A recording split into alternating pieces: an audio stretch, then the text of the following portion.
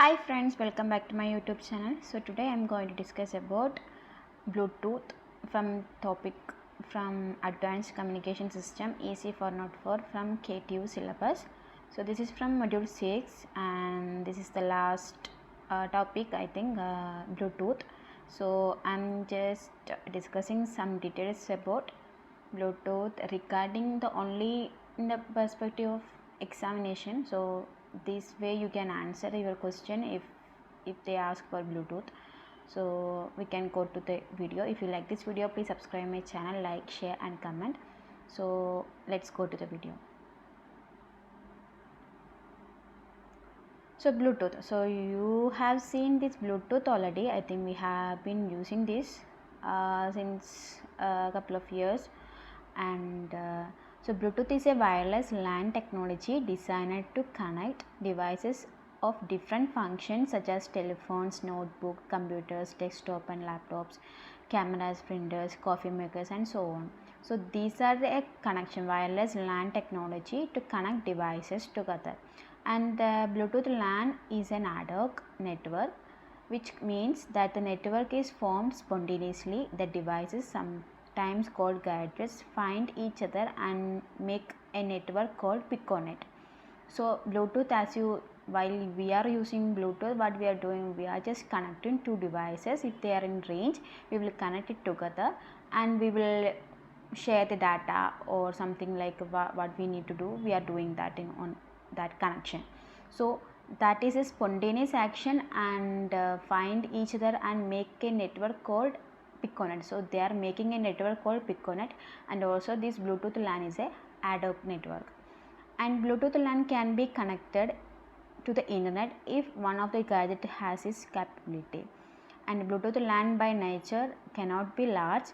If there are many gadgets that try to connect, there is a chaos. So as we know, we can only connect one devices to another in Bluetooth. So Bluetooth technology has several applications, like peripheral devices such as wireless mouse or keyboard can be communicated with the computer through this technology, or monitoring devices can communicate with sensor devices in a small healthcare center, and home security devices and that having different sensors to the main security controller, or conference attendees can synchronize their laptop computer at the conference. So these are some applications of Bluetooth technology. And Bluetooth was originally started as a project from the Ericsson company. It named for Harald Blatant, the King of Denmark, who united Denmark and Norway. So Blatant translates to Bluetooth in English. So today Bluetooth technology is the implementation of a protocol defined by the IEEE 802.15 standard. So the standard of Bluetooth is IEEE 802.15 standard. The standard defines a wireless personal area network, that means PAN, operable in an area of size of a room or hall. So like I said, we are using it, that range of access is limited to a room or a hall for this Bluetooth connection. So architecture, we are going next for architecture of Bluetooth. So as we have already discussed about piconet, because two devices are connected together in using Bluetooth technology, so they are spontaneously creating a network called piconets. So Bluetooth defines two types of network, piconet and scatter. So first we are going to discuss about piconets. So in the figure you can see it shows the piconet network. So there will be a primary device and there will be a lot of secondary devices. A Bluetooth network is called a piconet or a small net. A piconet can have up to 8 stations, one of which is called primary, the rest are called secondary. So piconet can have 8 stations, then the primary station is the one and the rest all are called secondary, and all the secondary stations synchronize their clocks and hopping sequence with the primary. And note that the piconet can have only one primary station. The communication between the primary station and the secondary station can be one to one or one to many. So this is very important. So in the exam you can write these details in detail. And figure shows a piconet. Although the piconet can have maximum of 7 secondaries, and additional 8 secondaries can be parked in state. can be in parked state. So parked state means we will discuss it next. So the maximum of 7 secondaries can be possible for one primary, and additional 8 secondaries can be parked in state.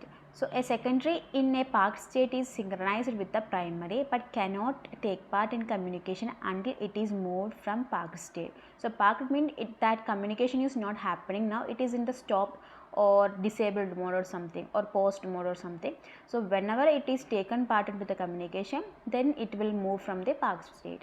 So because only 8 stations can be active in a piconet, an active station from the parked state means that an active station must go to parked state. So once a secondary station goes into a parked state, then a device in the parked state can move into active state. So this is the way Bluetooth are connecting devices together. So the scatternet is the second way of network. So piconet can be combined to form what is called scatternet. So if you see the figure, first one is showing a piconet, and piconet is connected with another piconet is called scatternet. And a secondary station in one piconet can be the primary in another piconet. So if you see this figure, so this is the secondary of the first piconet, and this is a primary for the another piconet. So there is a communication happening, and the station can receive messages from the primary in the first piconet as a secondary, and acting as primary deliver them to the secondary in the second piconet. So whenever the messages are received from the primary to secondary, and secondary is a primary of the second piconet, and it will transfer the information to the second piconet. So the station can be a member of 2 piconets.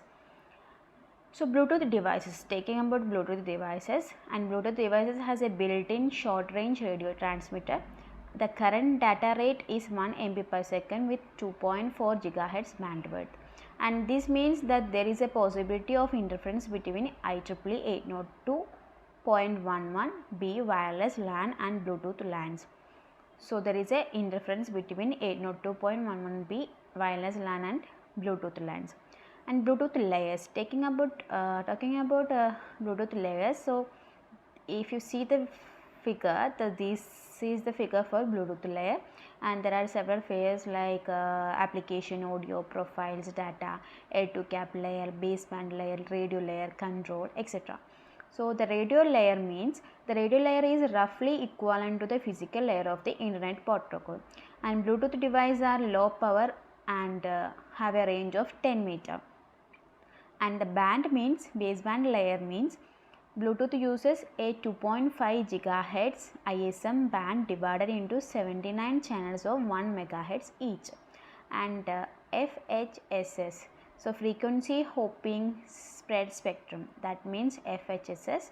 Bluetooth uses FHSS method in the physical layer to avoid interference from other devices or other networks. So here they are using FHSS in the physical layer to avoid interference from another device or another network.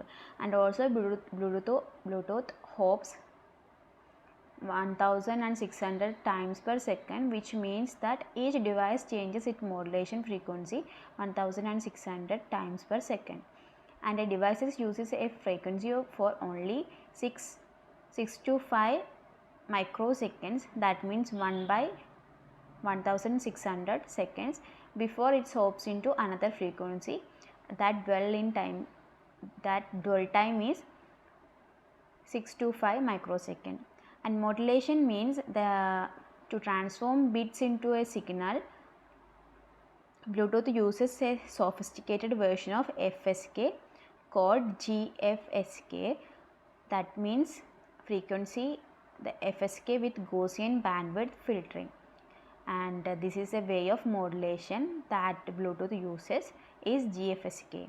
And GFSK as a carrier frequency, bit 1 is represented by a frequency deviation above the carrier, and bit 0 is represented by a frequency deviation below the carrier.